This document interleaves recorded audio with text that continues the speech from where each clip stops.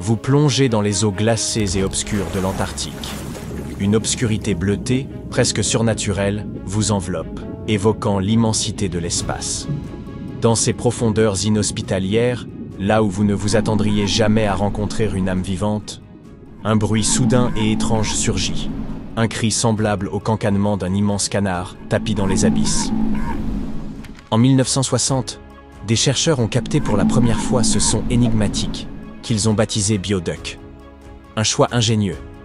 Pendant des décennies, ils ont cherché à percer le mystère de son origine. Était-ce un kraken, un vaisseau spatial échoué au fond des mers, une créature marine inconnue ou un canard colossal? Les hypothèses, toutes plus fantasques les unes que les autres, se sont multipliées. Les océanographes ont repéré des sons analogues dans d'autres régions. Non loin des côtes ouest de l'Australie et aux abords de la Nouvelle-Zélande, ils ont enregistré des signaux similaires, bien que plus aigus, qu'ils ont nommés biogoose. Avec de telles appellations, l'atmosphère étrange et mystérieuse de cette histoire semble vite s'estomper. Ces sons n'étaient toutefois pas des événements isolés, mais se reproduisaient à intervalles réguliers. La fréquence des émissions suggérait à beaucoup une origine mécanique. Cependant, l'étude des océans au cours de la seconde moitié du XXe siècle était entravée par les limites technologiques de l'époque. Malgré ces défis, les chercheurs ont poursuivi leurs investigations sur Bioduck et Biogoose, mus par une insatiable curiosité scientifique.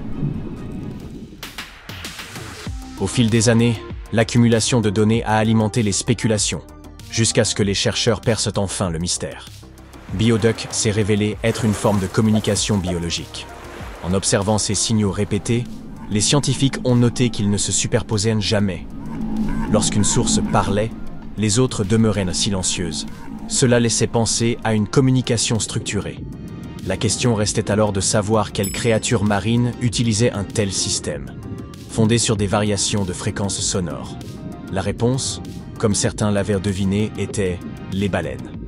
Les scientifiques ont comparé le son Bioduck de l'Antarctique aux appels des baleines de Minke et ont relevé des similitudes frappantes. Les sons Biogoose enregistrés au large des côtes australiennes et néo-zélandaises semblaient provenir d'autres espèces ou de jeunes baleines de Minke. Néanmoins, cette découverte n'a fait qu'amplifier le mystère. Quel pouvait être le rôle de ces sons? Les baleines discutaient-elles de leurs repas? Se moquaient-elles des humains qui enregistraient leur voix? Ou échangeaient-elles des réflexions philosophiques sur l'univers? Les possibilités étaient infinies, mais la révélation la plus fascinante était l'idée que l'humanité pourrait, un jour, communiquer avec ces créatures majestueuses. Communiquer avec les baleines n'est plus une utopie. Des chercheurs de l'Université de Californie ont déjà établi un contact avec une baleine à bosse nommée Twain. Lors d'une expérience novatrice, ils ont réussi à entretenir une conversation de 20 minutes avec ce mammifère marin. Voici les étapes qu'ils ont suivies. Les spécialistes ont entrepris une expédition sur les côtes de l'Alaska, où ils ont capté les sons d'un groupe de baleines à bosse. Ils ont ensuite diffusé ces enregistrements via des haut-parleurs dans l'océan. Les sons s'apparentaient à une sorte de salutation, un équivalent de « Salut, ça va ?» dans le langage des baleines. Ces échanges sont généralement utilisés par les baleines pour s'appeler ou indiquer leur position. Peu après avoir émis les signaux, les chercheurs ont reçu une réponse. Twain s'est rapproché du bateau, l'a contourné et a répliqué avec un « salut » à sa manière. Ce fut le début de la première véritable conversation entre une baleine et des humains. Pendant 20 minutes, les chercheurs ont transmis 36 signaux à Twain, et elle a répondu à chaque fois. Elle respectait même des intervalles avant de répondre.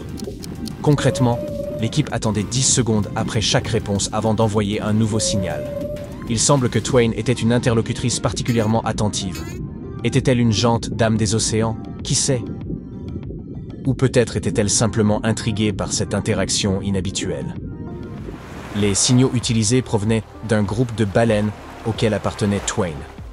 Il est probable que les chercheurs aient utilisé les propres enregistrements de Twain pour communiquer avec elle. D'une certaine manière, Twain conversait avec elle-même. Poursuivons notre périple et plongeons dans la fosse océanique la plus profonde du globe, la fosse des Mariannes. Ce gouffre immense, situé au sud du Japon, s'étend sur plus de 2400 km et atteint une profondeur vertigineuse de près de 11 000 mètres à son point le plus bas. Pour vous donner une idée de cette échelle, la hauteur du Burj Khalifa, le gratte-ciel le plus haut du monde, représente à peine un dixième de cette profondeur. Imaginez maintenant ceci. Dans cette obscurité abyssale, des chercheurs ont capté un son singulier.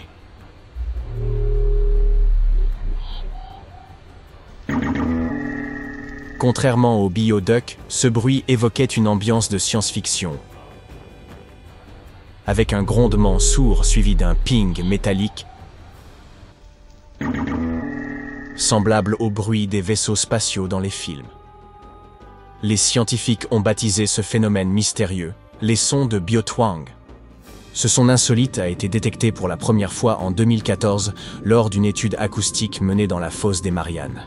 Les chercheurs ont rapidement localisé son origine, les baleines, plus précisément les rorquals de bride.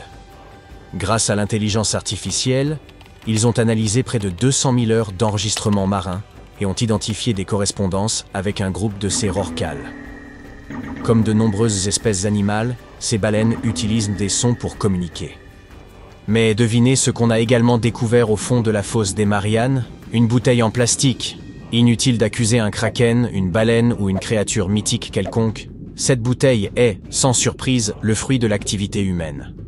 Mais ce sujet mérite une vidéo à part entière. Passons maintenant à un autre son intrigant. Cette fois, il ne s'agit pas de baleines, mais d'un bruit mystérieux enregistré dans le coin le plus isolé de la planète. Ce site porte le nom de Point Nemo, et sa solitude est légendaire.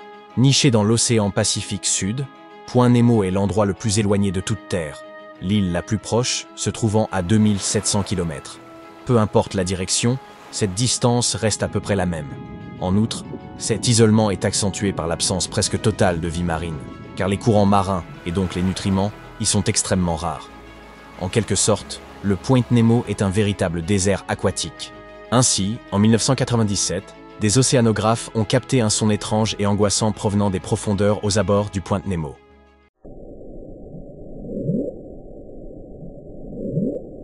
Ce bruit, aussi colossal qu'inquiétant, a été surnommé The Bloop. Lorsque les journalistes ont pris connaissance du phénomène, des théories extravagantes ont vu le jour à travers le monde. La plus populaire suggérait qu'un monstre marin gigantesque, peut-être un kraken ou une autre créature de légende, était à l'origine de ce bruit. Cependant, l'engouement pour le bloop n'a pas duré, car les scientifiques ont fini par en élucider la cause.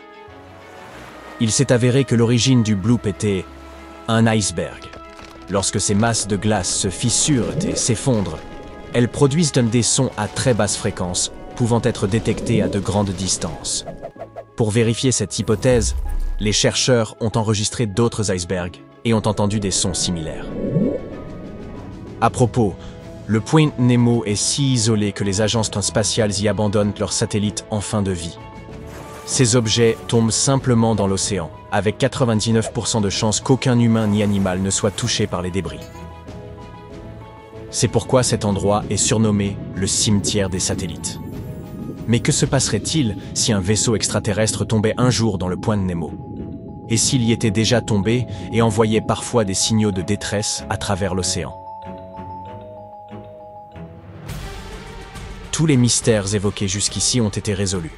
Que diriez-vous de terminer cette vidéo avec un phénomène qui demeure inexpliqué? Voici Upsweep, l'un des sons les plus énigmatiques jamais enregistrés dans l'océan. Ce bruit est constitué d'une série de tonalités ascendantes et courtes, répétées à des intervalles de quelques secondes. Le son a été détecté pour la première fois en 1991 grâce à des hydrophones déployés dans l'océan Pacifique. Initialement, les océanographes ont supposé qu'il pouvait être lié à une activité volcanique ou à des séismes sous-marins. Cependant, la nature saisonnière du son et les variations de son intensité en fonction des périodes de l'année ont rapidement invalidé ces hypothèses. Les chercheurs ont ensuite exploré des théories biologiques et ont reporté leur attention sur les migrations et les comportements des animaux marins au fil des saisons.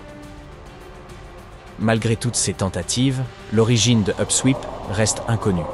Certaines études émettent l'hypothèse qu'il pourrait être lié à des espèces de poissons ou d'autres créatures marines utilisant ces sons pour communiquer ou s'orienter. Mais aucune preuve n'a encore été apportée à ce jour.